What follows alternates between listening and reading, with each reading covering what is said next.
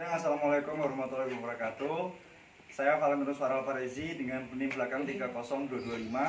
Kali ini saya akan mengamati anatomi ternak unggas darat dan fisiologi ternak unggasnya dengan cara menekropsi ternak ini untuk mengetahui saluran respirasi, saluran pencernaan, saluran urinasi, dan saluran reproduksinya. Selamat menyaksikan.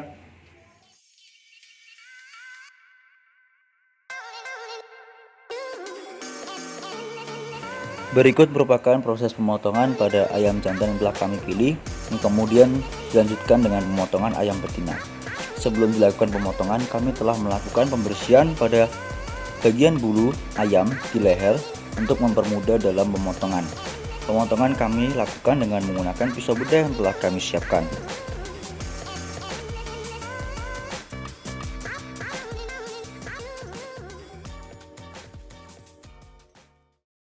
Merupakan unggas ayam betina dan unggas ayam jantan yang telah disembelih dan selanjutnya akan dilakukan nekropsi.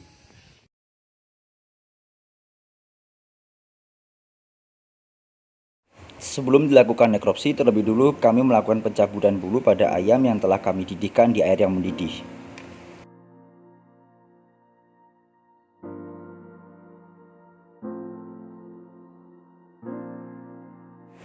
Selanjutnya dilakukan nekropsi dengan membedah bagian tubuh ayam untuk diambil saluran yang akan dijelaskan nantinya, yaitu saluran respirasi, saluran pencernaan, saluran urinasi, dan saluran reproduksinya.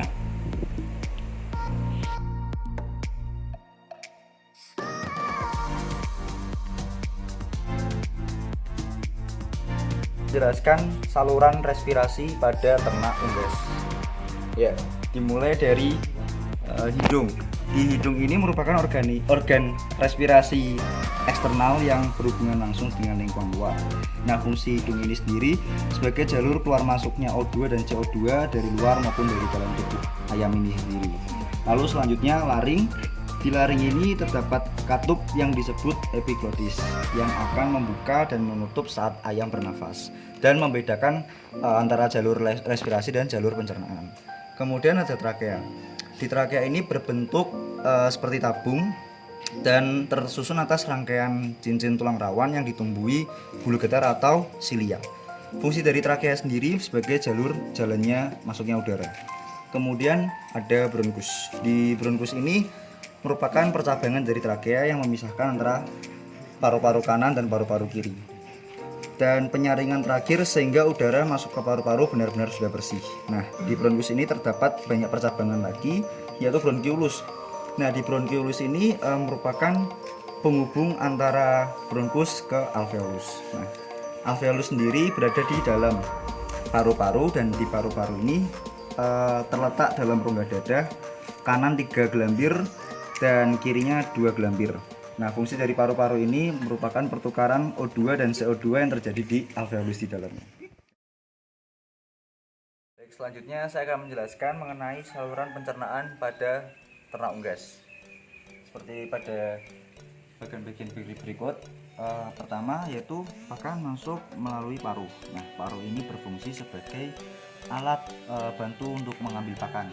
Nah, kemudian dilanjutkan ke esofagus. Nah, di esofagus ini dengan panjang berkisar 15-20 mm untuk dewasa yang tersusun dari otot longitudinal eksternal dan otot sirkular internal serta terdapat kelenjar mukosa di dalamnya. Fungsi dari esofagus sendiri untuk menyalurkan antara dari mulut ke tembolok atau ke crop. Nah, kemudian dilanjutkan di crop atau di tembolok. Fungsi crop sendiri untuk menyimpan dan melunakkan pakan. Kemudian selanjutnya ada di ventriculus, proventriculus. Di proventriculus ini fungsinya penghasil enzim pepsin dan HCl dan terjadi pencampuran pakan. Kemudian dilanjutkan di gizzard atau biasa disebut dengan ventriculus atau ambela.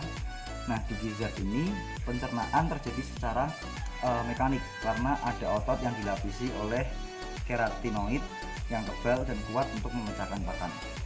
Nah, fungsi gizzard sendiri dibantu oleh batu-batu kecil atau yang disebut dengan grit. Kemudian melanjutkan ke usus halus. Di usus halus terjadi proses penyerapan nutrisi yang kemudian dilanjutkan menuju ke sekum atau seka Nah, di sekum ini terdapat 2 pasang dan tempat absorpsi air serta sintesis vitamin larut air serta fermentasi. Kemudian di usus besar sendiri, fungsi usus besar itu untuk menyerap air dan garam mineral serta fermentasi. Kemudian dilanjutkan menuju ke kloaka. Di kloaka ini sebagai fungsi saluran pencernaan, urinari dan reproduksi. Nah, di kloaka ini bisa disebut sebagai muara dari semua saluran. Nah, di kloaka sendiri juga sebagai tempat keluarnya feses dari proses pencernaan. Selain organ-organ pencernaan tersebut, terdapat organ pembantu pencernaan yang terdiri dari pankreas, hati, serta kandung kemih. Sekian penjelasan mengenai saluran pencernaan.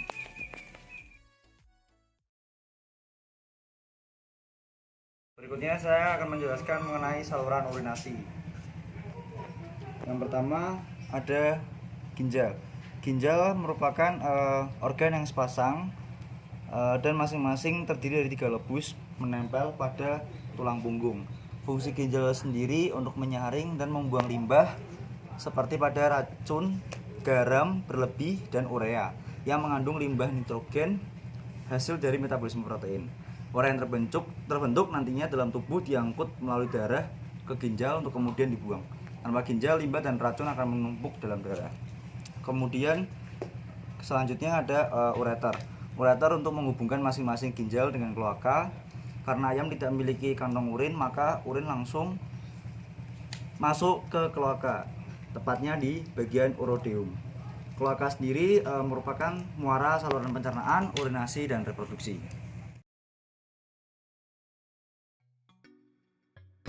Baik, selanjutnya saya akan menjelaskan mengenai reproduksi unggas jantan dan reproduksi unggas betina. Yang pertama, unggas jantan terlebih dahulu.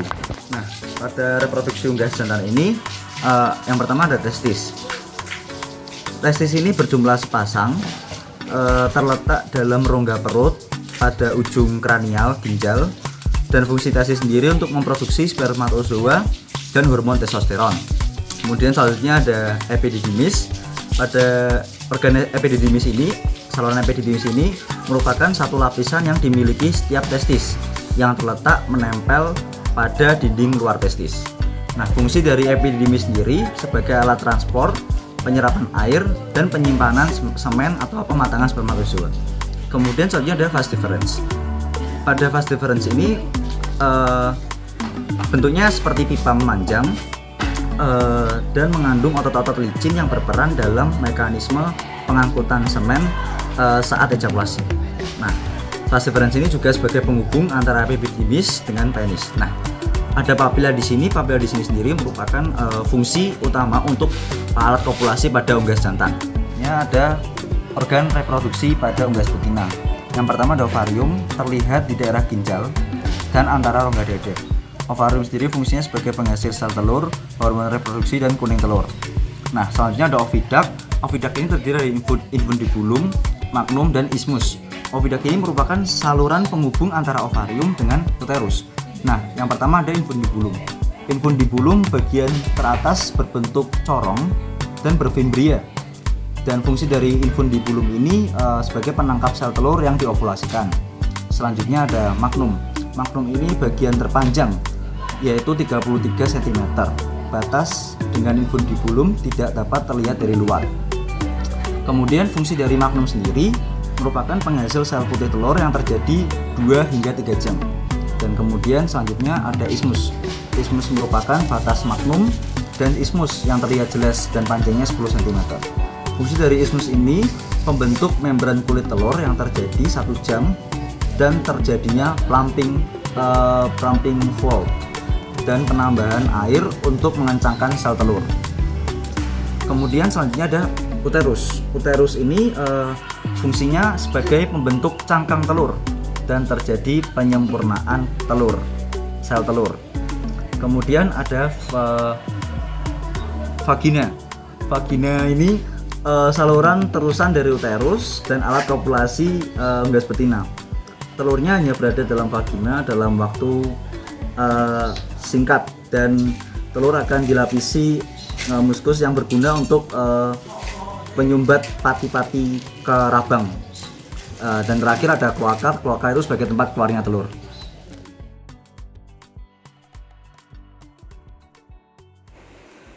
Selanjutnya ada identifikasi penyakit yang umumnya terjadi pada ayam jantan maupun ayam betina. Biasanya disebabkan oleh infeksi virus, infeksi bakteri, infeksi jamur maupun infeksi parasit. Beberapa contohnya, yang pertama ada ND atau Newcastle disease atau biasa disebut dengan tetelo. Penyakit ini bersifat endemik, disebabkan oleh infeksi paramyxovirus, menyerang pencernaan, pernafasan, dan syaraf. Dapat meningkatkan mortalitas dalam peternakan. Tanda-tanda yang umumnya dialami yaitu pembengakan pada kelopak mata, pendarahan, seka, basil, dan bintik merah di proventriculus. Gangguan pernafasan yaitu menggap-menggap, batuk, ngorok, serta kotoran encer agak kehijauan. Pencegahannya biasanya dilakukan dengan vaksinasi pada umur 0-1 minggu, biosecurity dan sanitasi yang diperbaiki. Lalu berikutnya ada IBD atau Infectious Bursal Disease atau biasa disebut dengan gumboro. Disebabkan oleh virus juga. Gejalanya dialami yaitu lemas, sayap menggantung, diare serta pembengkakan. Pencegahan biasanya dilakukan dengan vaksinasi, pemberian multivitamin dan antibiotik. Lalu berikutnya ada penyakit SNOT. Penyakit SNOT ini atau Coryza itu biasanya terjadi pada seluruh umur ayam, terutama pada anak ayam. Disebabkan oleh bakteri Haemophilus gallinarum dan biasanya penyakit ini muncul akibat adanya perubahan musim dan banyaknya ditemukan di daerah tropis. Cara penularannya pun melalui kontak langsung dengan ayam yang tertular melalui udara, debu, pakan, air minum, petugas kandang, dan peralatan yang digunakan. Gejala yang dialami biasanya yaitu pengeluaran cairan air mata, ayam terlihat mengantuk dengan sayap yang turun atau menggantung, keluarnya lendir dari hidung kental, berwarna kekuningan dan berbau khas. Pengobatan biasanya dilakukan dengan pemberian preparat sulfat seperti sulfadiamoxin atau sulfatiazole. Selanjutnya ada penyakit yaitu SRD. Penyakit SRD atau Chronic Respiratory Disease disebabkan oleh bakteri dan kadar amonia yang berlebih atau meningkat. Gejala yang dialami biasanya infeksi kelopak mata, trakea, keluarnya lendir melalui hidung dan mata, dan biasanya pencegahan dilakukan dengan manajemen yang diperbaiki serta udara lingkungan yang baik. Sekian identifikasi penyakit yang umumnya terjadi pada ayam jantan dan ayam betina. Terima kasih. Sekian video dari kelompok kami. Terima kasih. Dadah. Dadah.